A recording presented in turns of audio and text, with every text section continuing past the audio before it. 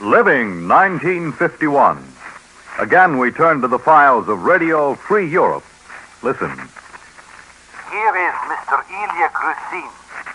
Today I must relate a strange phenomenon. Most of the leaders of the communist parties of Europe have fallen sick one after another and had to be brought to Moscow. Comrades Torres of France and Togliatti of Italy had been in poor health for a long time. But the illness of the communist leaders of Germany, Austria, Bulgaria, Greece, and Albania came very suddenly, and they all had to go to Moscow for their health. I wonder why it is that this strange illness affected them all at the same time, and if Moscow will either cure them or...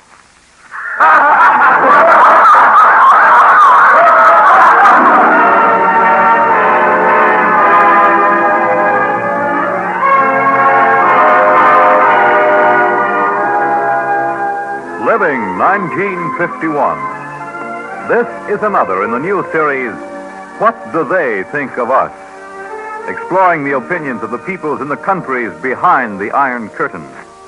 Are they our friends or our enemies? What do they really think of America? And what are we doing about what they think?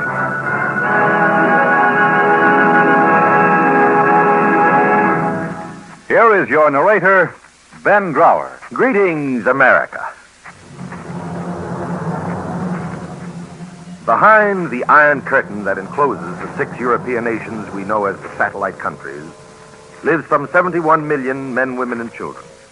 Czechoslovaks, Hungarians, Romanians, Bulgarians, Poles, and Albanians. They are afraid. They are miserable. They are little more than slaves. There are others of their countrymen who live well. These few are the trustees of the communist jailers, fellow countrymen of the oppressed ones, hated and despised traitors. In the old days, we used to lump all these countries together as Mittel Europa. But among them, there is no regional unity such as we know in the United States. They are Croats, Ruthenians, Romanians, Magyars, Slovenes, Czechs, Serbs, Poles, Slovaks, and they're all fiercely proud of their own origins. Today, they have one thing in common. They are all the slaves of the communist Soviet Union. Now, before we talk about what they think of us, what they think of America, it perhaps would be better to have a closer look at them. An excellent place for our observation post is at one of the great camps for displaced persons maintained by the United Nations in Europe. Pretend for a moment that you can understand all their languages and listen. Remember, they speak of America. I don't know what you mean. Freedom, you're always saying. Personally, I ran away from home to escape the regime, the communists. What do you mean freedom? You don't have to pay for anything? Is that it? Don't be an idiot. Well, what do you mean? Well, freedom to do as you please. You mean in America, if I want to take a railway trip from my hometown to his hometown, I just get on a train and go without checking in with the cops and having my papers stamped? That's what I mean. If you've got the money to buy your ticket. You mean you don't tell anybody? Why should you? It won't work. Well, it does. You mean a fellow can spit in a cop's eye if he feels like it? No. Any cop will pinch you for spitting in his eye. But in a free country, a cop cannot come into your house without a warrant. I don't believe it. I don't either. Well, that's freedom. Well, what happens if you get caught saying your president is stupid? You get shoved in jail for about 40 years. Not in a free country. What do they do? Slap you on the wrist? No. They don't do anything. Why don't they do anything? Well, you elected the guy. He's your employee. You can say anything you want to about him in a free country. No, wait. I'm a carpenter. I mean. I have something to say about who's going to be the boss of my country? Sure. He works for me? Sure. Where I come from, we didn't do it that way. When I was a kid, there was old Franz Josef. And then there was Zita, and then there was Horthy, and all the others. And now the ones the commies put in to run the place. I didn't have anything to do with giving any of them jobs. Maybe that's why you're here now. I'd have an awful tough time getting used to any other way. You fought against them all. That's why I'm here. Well, I wonder if too much of your freedom is good for people. Why? Well, where I come from, we figure we're free enough. Now? No, not now. But if we could do as we please, like Alex says, well, we'd have just one riot after another. You don't know my people, Alex. No, Alex, nor mine. Well, it works with us, with my people. Or it did before the commies came. Oh, they're worse than any of them. That's the thing. We want to have our own people run our country. No matter how bad they are, that's okay. They're our people. But these commies, not for me. Nor me. I guess that's the thing after all. As long as we can do what we want to do, it's all right. We can have freedom, or we can have whatever our own people want. But these slave drivers. Right. What we want to do, all of us, is kick the communists, the foreign communists out and get our own countries back in the hands of our own people. Exactly right. That's the most important thing. Run the commies out and be ourselves in our own way. Well, that's a mighty hard thing to do. Anyway, who cares about what happens to our countries except us? Yeah, you're forgetting the communists, friend. They care.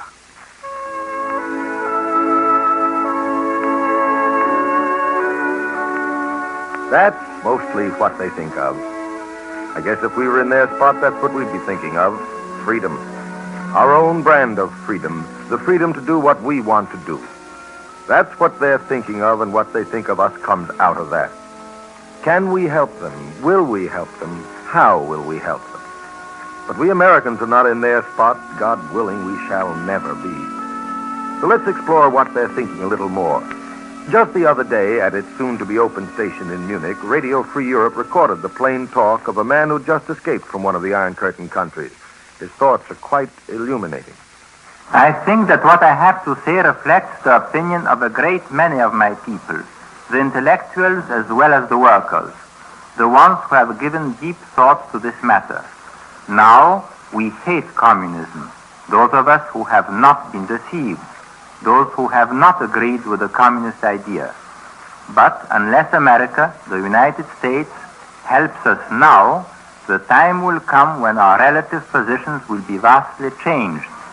One day, we who are opposed to the communist regime will be dead or powerless. The communist regime is re-educating the youth of our countries. And when there are none of us left, our countries will be all communists, by a simple process of continual indoctrination and a lack of opposition. And that will be a very bad time for the United States. Time is on the communist side. They can afford to wait until all of us who oppose them are gone. When all of our countries are communist and loyal to the Kremlin, then America will have an enemy indeed. And who can say what will happen then?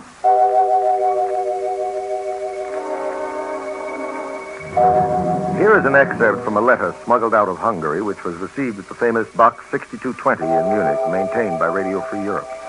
The writer is a 33-year-old teacher. A letter is an almost perfect answer to that question, can we help them? America can help us immeasurably. Tell our people more of the truth. Let our own Hungarian people who have found refuge in America speak to us. From them we will take courage, even though we must listen to them in secret. They too wonder, will we help them? Listen to this recording of a young refugee made by Radio Free Europe in Munich 2 weeks ago. We know America will help us. We know America is helping us. We do not expect you to free us, because that is too much to ask, even of America. But we have faith in you. Again, that is part of what they're thinking of us behind the Iron Curtain. They believe we will help them. But how will we help them? He said we are helping them. How are we helping them? Yes, what are we doing? Before we answer those questions, let's ask another. How can we help them best? Let's consult a representative from each of the 6 Iron Curtain countries. Let us hear the voices of our own people from America, telling us the truth. In our own hearts, we know that we are being fed lies. Help us to fight these lies. Let Poles in exile tell us, who are in slavery, the truth. We want to hear the voices of our Romanian people. They know how we are suffering. They know what to tell us to do. Let us hear good Hungarian voices that we know, bringing us reassurance that Hungary will rise again. Tell us, Czechs, who will escape, how to fight them, and we will win. Communists are very clever liars, and many of us Bulgarians have nothing else to believe. Point these lies out to us. Let Albanians speak to Albanians at home. Tell us how to resist. Here is Mr. C.D. Jackson, former publisher of Fortune magazine and at present head of Radio Free Europe. Let us ask Mr. Jackson how this challenge to America, this battle for the good opinions of the people behind the Iron Curtain, is being implemented. Here's Mr. Jackson now. I would like to tell you at once that Radio Free Europe and the Crusade for Freedom are the expression in tangible terms of private American citizens who believe that the goodwill and ultimate liberation of these enslaved peoples is of primary importance to each of us.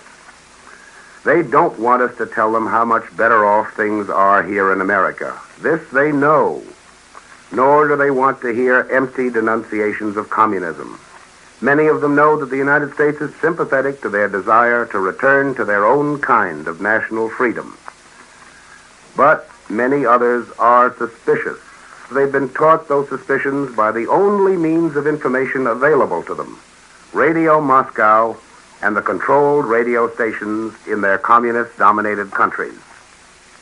Some listeners doubt the truth of these communist accusations against America, but they have no effective means of proving them to be lies. Government-sponsored American broadcasts are naturally suspect as propaganda, and as such are refuted by the communists. In Berlin, during the famous airlift, General Lucius Clay, then military governor of Germany, established a radio station called RIAS, standing for Radio in the American Sector. Germans spoke to their fellow Germans and nailed down the communist falsehoods for what they were. Last year, Radio Free Europe was established to do much the same job, but over a broader area, with programs in each language of the enslaved peoples, using the voices of their own exiled leaders. It's the informed free press of 6 Iron Curtain countries where freedom of thought has been unknown since the Russians moved in. Its programs expose propaganda lies. They offer facts the Soviets would rather not have known. They reveal the deceit of the Russian overlords.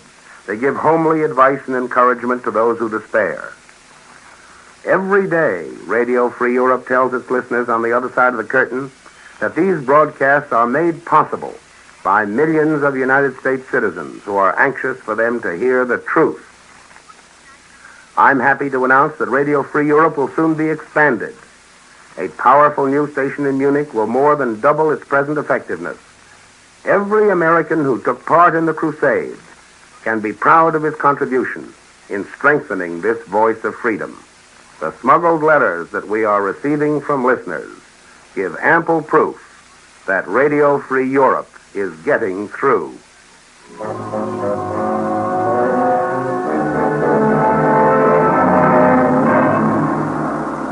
What is Radio Free Europe saying to these people? Listen for a moment to a program conference, an actual recording of one of the frequent meetings of the program staff as they prepare to open Radio Free Europe's new transmitter in Munich. Yeah, that's a good idea. You know, Ivor Francis, the Soko show has what is it? A tune at the beginning. Yeah. Well, I think that can be arranged. Well, but that's a technical detail. That's I think we can set it together. No, gentlemen.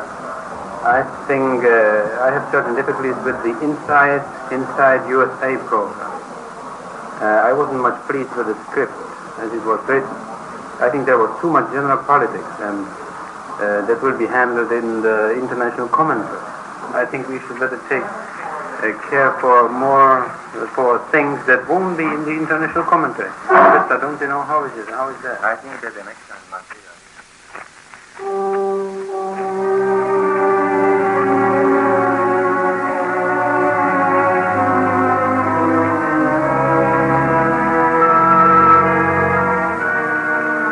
You heard one of those voices at the beginning of this program, an excerpt from the script of As the Tovarish Sees It, one of the most popular programs broadcast in Radio Free Europe, in which the Russian propagandist Ilya Ehrenburg is caricatured, in which a typical literal-minded Russian secret policeman follows the communist line meticulously till he has himself involved in catastrophe.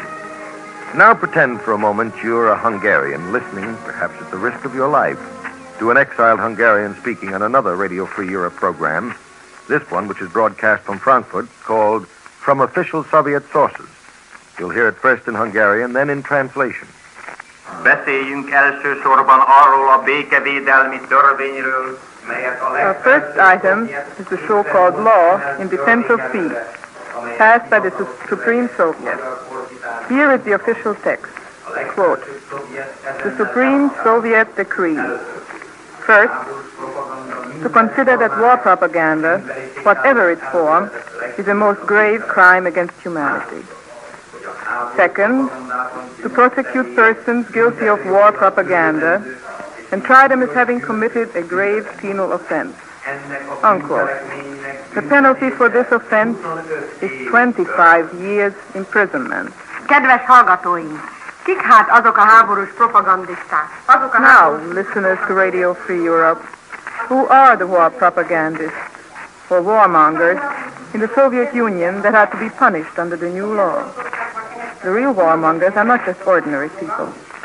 In Soviet Russia, they are a certain class, namely, the members of the Communist Party and those who derive their authority from the Kremlin itself.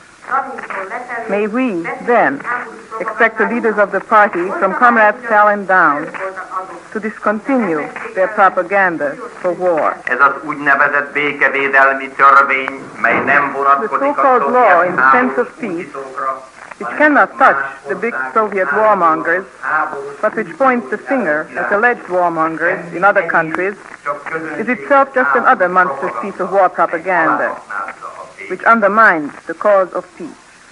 Hungarian speaking to Hungarian. Now you're a Czech listening to another good Czech voice. Halo, halo. Rozhlasová stanice Svobodná Evropa. Volá své pražské... Hello, hello. Radio Free Europe calls the listeners in Prague, in Karlov, Prague too. At number 14, Karlov Street, next door to the Zahradničev Sanatorium, lives Mrs. Hanna Brachtlova. Remember her name and address. Táto pani Brachtlová rozosiela do Spojených štátov. This Mrs. Brachtl sends out mimeographed letters to American citizens of Czechoslovak origin living in the United States, probably for the sake of gaining glory from the regime.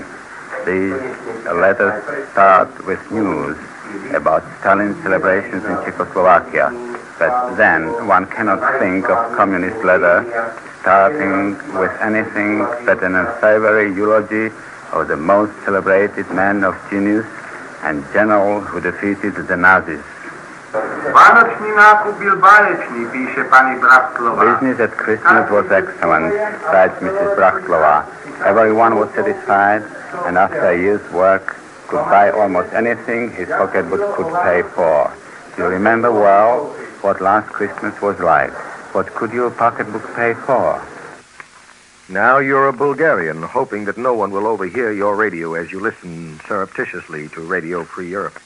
Să nu uita că cei care s-au făcut unelte de prigoană și dușmănie... Do not forget that those who have become tools for oppression and act against our people will pay heavily for their crime.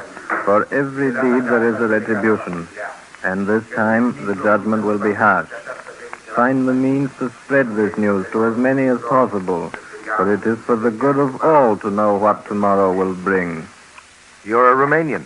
Radio Free Europe is bringing you that favorite Romanian comedy team of Ionescu and Popescu. Listen to an English translation acted by the authors and originators. I say, Ionescu, Have you heard that the Soviets are organizing the peace pact? What's that? They first launched the Stockholm peace appeal, and then bang, they started the war in Korea. Now, they want to expand their business, so they're organizing a peace pact.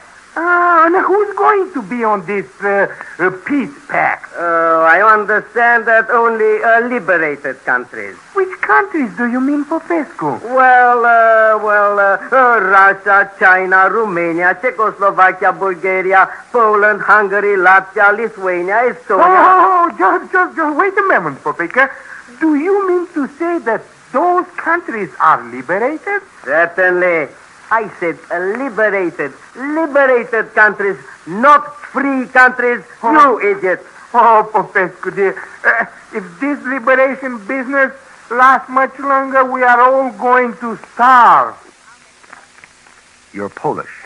It's late at night and your radio's turned down low. Listen. Exiles singing the forbidden songs of the Polish underground for you.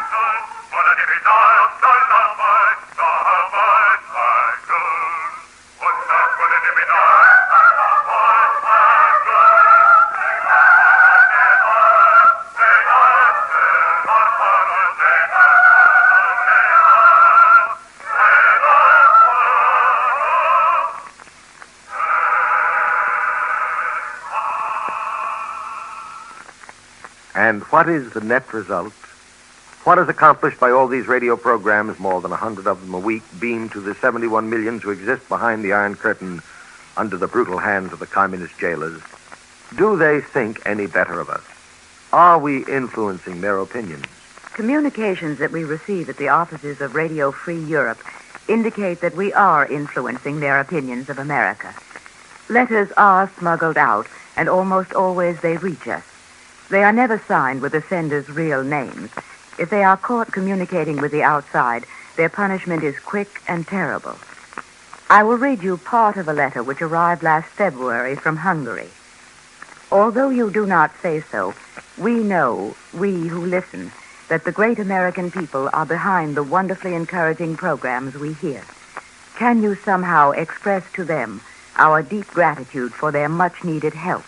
If surveillance is so severe and punishment so quick for listening to radio programs other than the official communist stations, how do these Radio Free Europe programs get an audience? Here is a letter from a man who signs himself a true Bulgarian student. Since so many of your programs are at night, I find it simple to get into bed with my radio set, and I muffle it with the blankets on my bed and with my pillows, so only I can hear it. It is as if you, my true Bulgarian friends, were talking to me alone, and it is so good to hear your voices. Yes, but is it worthwhile? Here is Mr. William Raphael, Program Director of Radio Free Europe, who is now in Munich preparing for the opening of its new station, and who recently interviewed escapees in a Czech refugee camp in Germany. Ask him. Well, tell us, Mr. Raphael, is the campaign doing any good, any real good? Yes, the campaign is doing a great deal of good, Mr. Grauer. A large number of the refugees present had listened regularly to Radio Free Europe while still in their own country. The first man we talked to was a young Czech farmer who worked recently in Mariánskiv, but spent his leave in his home village in northeast Bohemia. He arrived home on August 15th, and that very evening listened to a Czech Radio Free Europe program. He had been invited to the home of a neighbor for that purpose. The neighbor was well known to his friends as an enemy of the communist regime. He knows by experience that a great many of the villagers listen regularly to Radio Free Europe. Another young man who had been a political prisoner in a camp in Bohemia informed us that while he was in prison, the rumors swept the camp that the camp commander had been named as a criminal in a Radio Free Europe broadcast. Our informant remembered that the name of the program was All This We Know. That's one of our regular broadcasts singling out communist officials. He stated that conditions in the camp were markedly improved after this episode.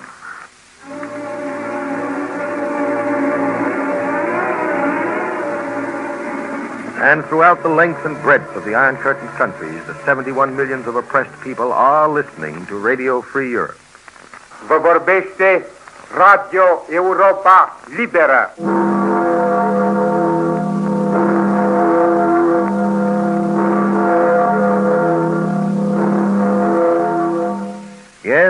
often at the risk of their lives, they're listening to the soul-cheering words in the beloved accents of their exiled fellow countrymen. A day will come when Poland will live again, and we all shall participate in the re-establishment of Polish democracy. Here is what we are accomplishing. In the town of Lvov, remember the name of the denouncer of Eliashova Street. His name is Yaroslav Kisela. Listen, friend. If you are planning to escape, do not put any trust in Karel Novi. He may appear your friend, but he is a communist stooge.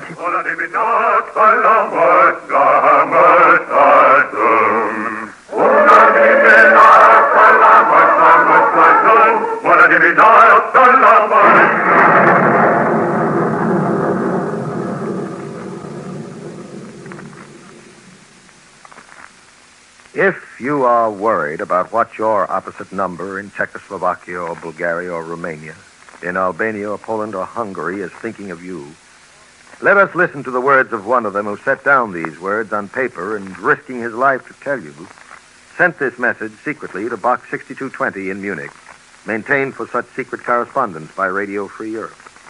To you, who over the waves of the radio are trying to keep the dying flame of freedom alive, I am 24 years old, married. So far, the world has offered little pleasantness to me. In 1944, I graduated from an agricultural high school. Then I was dragged off by the Germans. With my 18 years, I suffered through the horrible winter of 1944. I was captured by the Russians on March 27th, 1946. The Russian captain sent a bullet through my neck. However, my guardian angel must have held on to my hand very fast. I did not die. I was allowed finally to return to my home, and then the communists struck. Yet, we have not given up. You encourage us to keep watch, and we pray that our hopes will be fulfilled soon. You have done a great deal for your miserable, humiliated brothers here, and we ask God to bless you all, and especially the American people, who we know love us unfortunate.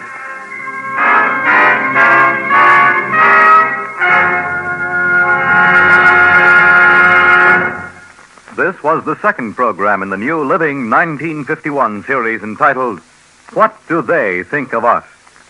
Actual recordings as well as research for this program came from the files of Radio Free Europe and its sponsoring organization, the Crusade for Freedom. The Crusade for Freedom is an independent, non-political organization of private American citizens. It is not connected with the United States government in any way, and it is dedicated to bringing the voices, the advice, and encouragement of exiled patriots to their countrymen behind the Iron Curtain. Let us listen again to the Freedom Bell. Vă vorbește Radio Europa Liberă.